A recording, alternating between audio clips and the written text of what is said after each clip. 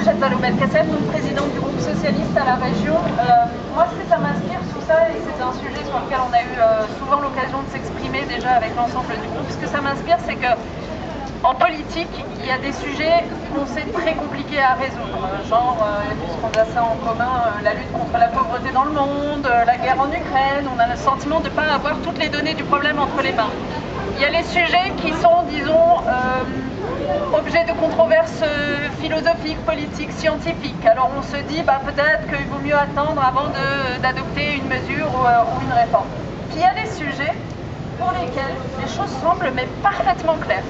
Le train est un transport d'avenir, écologique, sûr, rapide et qu'on a vocation tous à utiliser de plus en plus.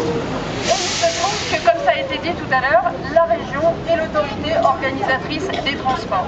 Alors ce qu'on reproche, nous, au président actuel de la région, Laurent Wauquiez, c'est de ne pas investir avec l'ambition qu'il faudrait sur la question des transports collectifs. On l'a dit, mais des centaines de fois, on va continuer à le dire. Sur cette ligne Lyon-Valence, je n'ai pas besoin de redire à quel point c'est scandaleux.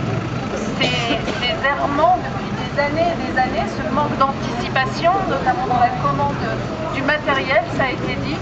On va une fois de plus intervenir au nom du groupe à la prochaine assemblée plénière dans le cadre de débat budgétaire pour déposer à nouveau un amendement demandant à ce qu'il y ait de l'argent qui soit mis sur le matériel pour cette ligne. Vous pouvez compter sur nous, vous pouvez compter sur nous aussi pour y revenir dans le cadre de la discussion du CPER, parce que ça a fait l'objet d'une allusion tout à l'heure aussi.